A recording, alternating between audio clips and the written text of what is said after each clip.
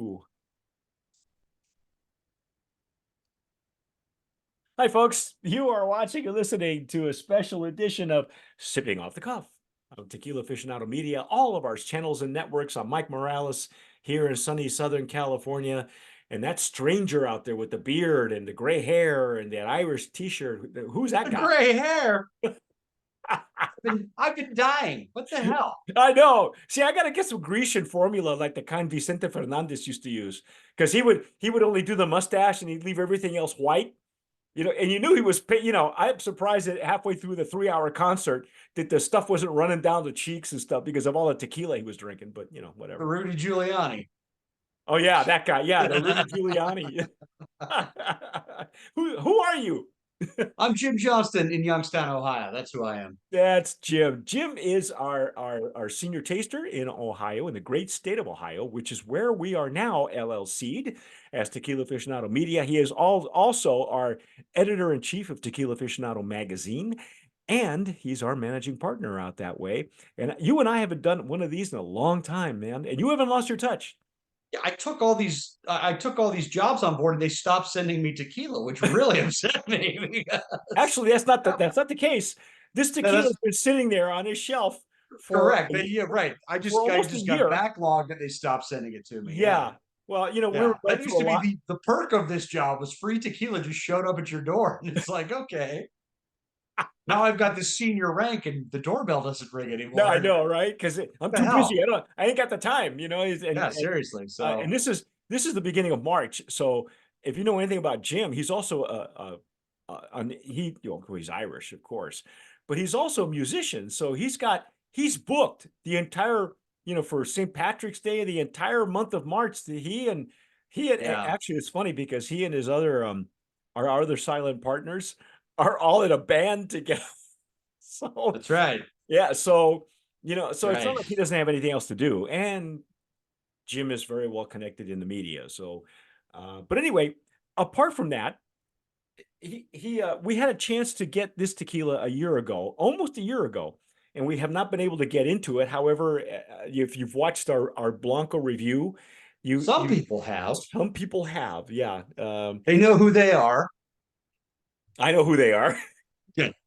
They may or may not be silent partners, but Yeah, but but it's funny how Jim kind of said, "Wait a minute, somebody served it to him because he wasn't. He's the consummate host. He was busy hosting, and then I'm somebody gave cooking him a some drink. food. I was doing something. Yeah, somebody gave him a drink, and he said, "Wait a minute, I don't recognize this flavor profile." Yeah, and that's what I was like, damn, we have to taste that yet. So put that away, please. Well, I Well, didn't I mean, I stopped them with plenty of time left, but well, I stopped just a myself little. from plenty of time. This is Navarro, Hacienda Navarro, and after we did the Blanco review, we got some more background information on it. Yeah. These were sent to us by the former importer. The new importers have a beautiful website with more information, so we'll give that all to you as soon as we go through this. This is the Reposado, and let's just pour it in the glass and just go with the juice and what we got. We love the Blanco. It was a brand of promise nominee in the Blanco category. So Yeah, and I'm going and to use and a my very approachable, straightforward Blanco. he and Jim called it. There was some extra information on that Blanco that we were not privy to because we didn't get any information. No POS, no point of sale, no sell sheets, none of that from the former importer. So what we got off the website, I'm going, man, you called it. You called it. Yeah, He has not lost his touch, boys and girls. So that's why we pay him the big bucks. that's right. That's right. Don't pay me. Start sending more tequila. I'm running. You I know mean, what? that is not a good We're gonna example, but we're you gonna know, uh that's now we've got our legs underneath us and we're full steam ahead with lots of neat things coming up. I think we kind of let the cat out of the bag during the Blanco review. So I won't repeat any of that just in case, you know, just in case this doesn't appear after all our surprises. But yeah. anyway, I found it very old school tequila. We discovered that the distillery is in El Valle, which is the valley of tequila. So that runs anywhere from Amatitan into tequila. So generally considered a lowlands tequila, but it really didn't react that way. Not the Blanco No, to me. no, and the minerality that the Blanco had was that volcanic rock. Is it the stone? What part of that comes through? It's that deep well water. It's And that's what they all use the at the parts of the distillery. process that come through. Yeah. And even so, that minerality wasn't dominant. It wasn't. It was there, but it Yeah. wasn't crazy. No, and So you get more minerality on tequilas that come directly from a Matitan, which is why I love that area because it's punchier.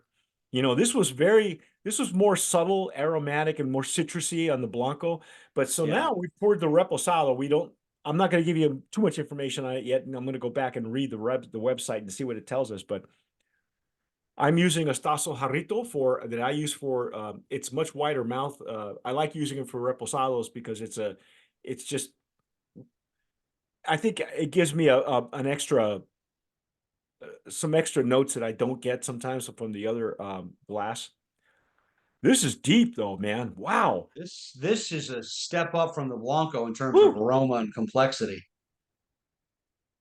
This was instant. As soon as I didn't even have to put my nose into it, I could just from like right here. It was it was it was dense and thick, substantial. It's beefy just on the nose. And it's picked up some serious color from the Blanco. I mean, Yeah.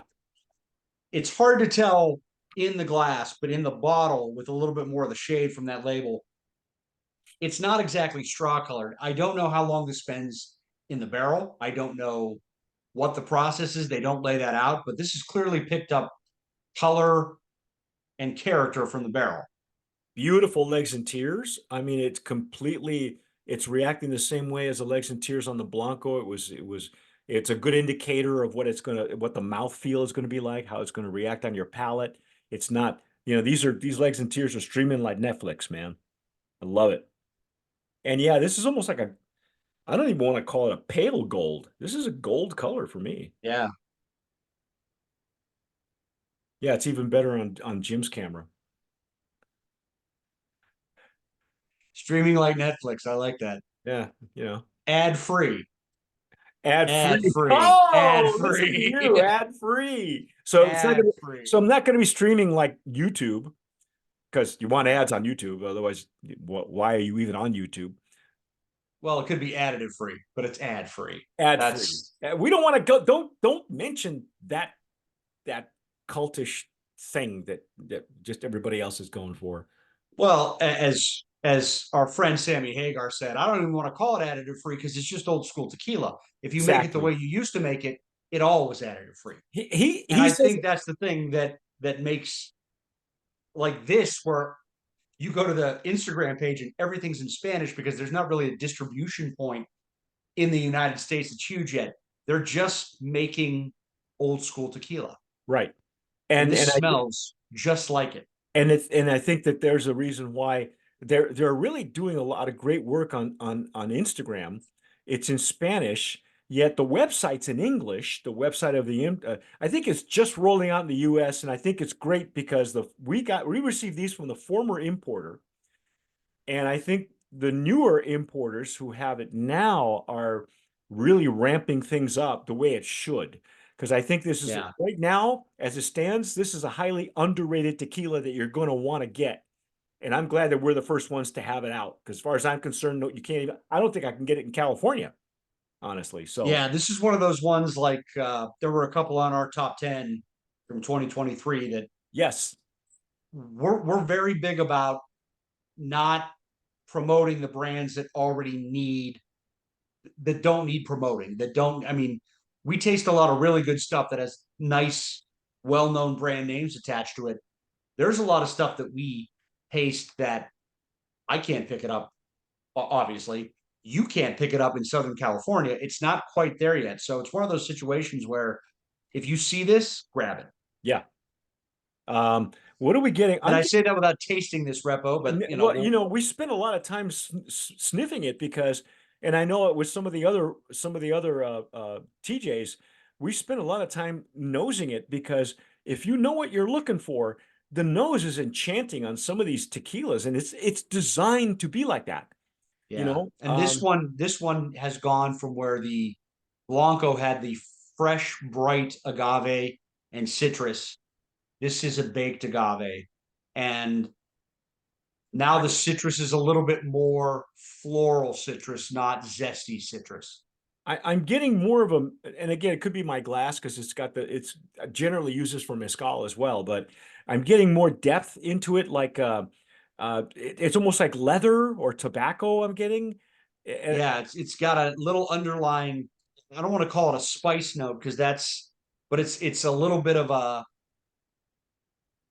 you're right. It's like a nutmeg or something. yeah, but it's kind of like when leather has that smell that you can kind of, yes, it smells like leather, but it's got a little bit of a pungency Like a to it, wet, like a like a like a wet little, leather. like cinnamon hitting your nose, or Okay. nutmeg. Like I get a little spice off this on the baked agave side, and And it's right there at the bottom. And you're right. There's still some of that citrus at the bottom. the citrus has sweetened. It's not as zesty. It's a sweet citrus. Yeah, it's almost like an orange or a tangerine or something like that. Right, right.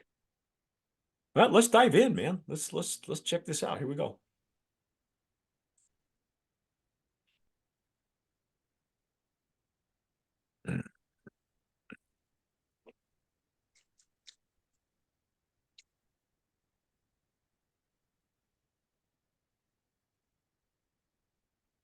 Oh my goodness. That's outstanding. Wow. That I was not expecting that. You go first. You tell me what you got. For just a second. There's a little bit of a sweetness on this that I would have said to somebody who was looking for it. They would say, "Oh, they added sugar. They added vanilla." It is entirely the sweetness that came on the back end of the Blanco with the barrel attached to it.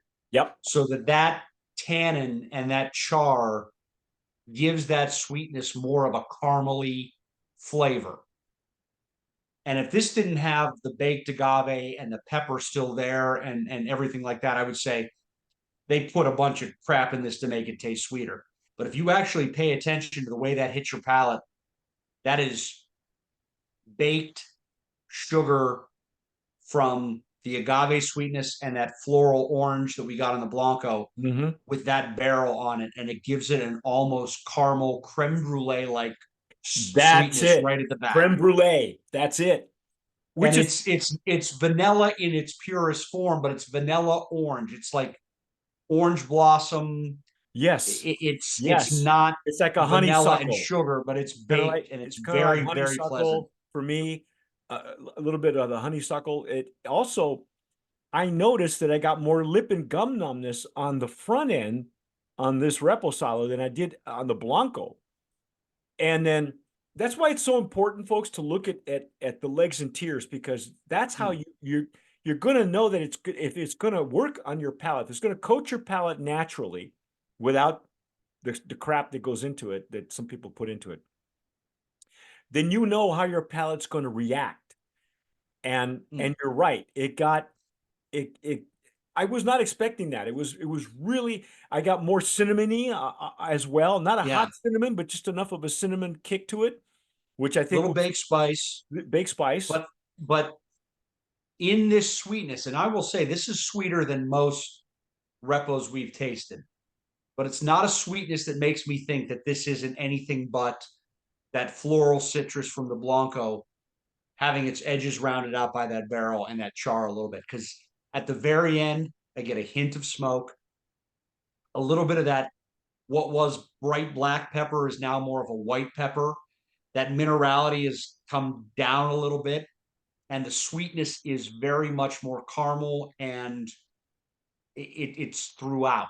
Whereas the sweetness on the Blanco was more towards the back. It's throughout now, and I think Yes, that's the barrel. yes, But yes. God, this is really nice. Holy cow, man. You know the last time you and I had stuff like this? Carrera.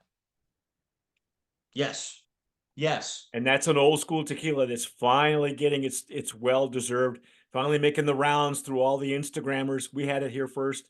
We interviewed Lalo Camarena, and he is one of the 3 or 4 branches of Camarena family that are off doing their own thing, like all the Camarenas are doing.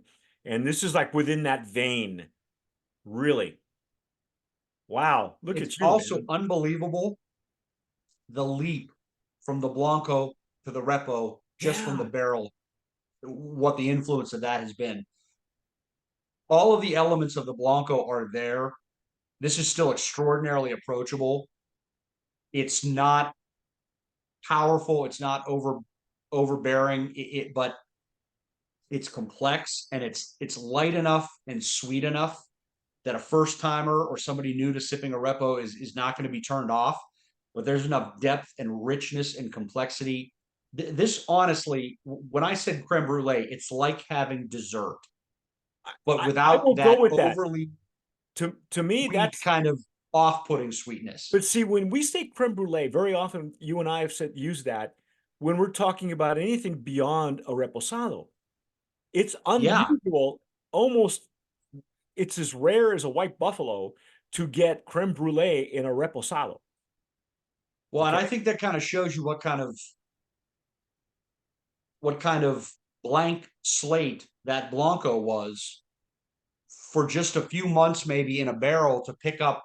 And who knows what the char level it was on the barrel, but there's a major leap in from the Blanco to this in terms of it's mellower, it's softer. All of the agave and the spice are now baked agave and baked spice. The pepper is mellower. The sweetness is enhanced, and Mm. it's caramelized. It's this is a somebody took a little blowtorch to the top of your sugar there and caramelized it up, and it's nice, and this is Oh, just it's really exquisite. pleasant. And it's opening up in my glass now. And it's Yeah, yeah. oh my gosh. I'm even getting more depth on the nose now that it's opened up a little bit for me. Set this aside for later. Yeah, I was gonna say that's a let me give you the ins and outs and see if we can give you some more info on. Again, we got nothing from the previous importer, but we have some information from the new importer's website. So we're gonna impart some of that to you. It is a 80 proof. Okay, if we say if it's a high proof, we would have told you. It's Hacienda Navarro, and it is coming out of 1502, which is Auténtica Tequilera, and the which is really interesting that the importers say Carrion on it. These bottles are a year old, and Yeah. I don't know how we wound up getting it from this guy this the former. Well, and I don't know if he's a broker or what the deal is with that guy, but he's no longer involved, and that's okay because it's quite possible that the importer and the distributor are separate. Depending on where they come into the country and how they do that. But you know, I don't know. You know, the alcohol business is really weird, especially it when is. it comes to stuff like this. That now they're, as far as I know, they were only Mexico, but um, they are, involved in some American U.S. Contests, which they won. You look at their Instagram. In 2023 they won a gold medal for one of the contests that they were in. Now they use stone brick ovens and also autoclave at high pressure and low pressure. They have a shredder, a roller mill, a copper pot, and stainless steel. But their aging is different. They can use French oak, they can use American white oak barrels, whiskey barrels, used barrels, sherry casks, and the water is deep well water. Ah, I don't think this is aha. sherry though. This doesn't No, because but we the tasted it. mix of casks means that French oak with depending on what was in it beforehand or what you get a lot of sweetness imparted that way that's possible too. But again, I don't want to turn anybody off by saying sweet. I mean, this is a good complex caramel sweetness to this. That it's not additive saccharine sugar right on your mouth. No, It's very complex. apparently these folks are the company Carreon I think that's the name of the company, right? That imports these are in Colorado. Let me give you some information on the family. The Navarro family is a large traditional family in the state of Jalisco, are descendants of Spaniards. Well, most of them are. Mr. Pedro Navarro Franco bought an old 1800s hacienda in Puente Grande, Jalisco, and named it Hacienda Navarro.